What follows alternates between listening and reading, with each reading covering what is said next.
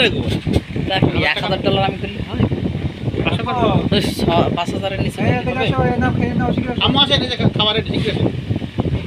আমার আম্মুটার আমি জীবনে যে রিস্ক নেইনি এটা আম্মু এই যে মা যে রিস্ক আমি নেইনি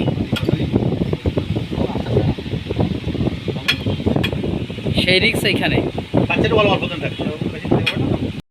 আমরা শেষ করতে পারি সব আর ওগুলো কই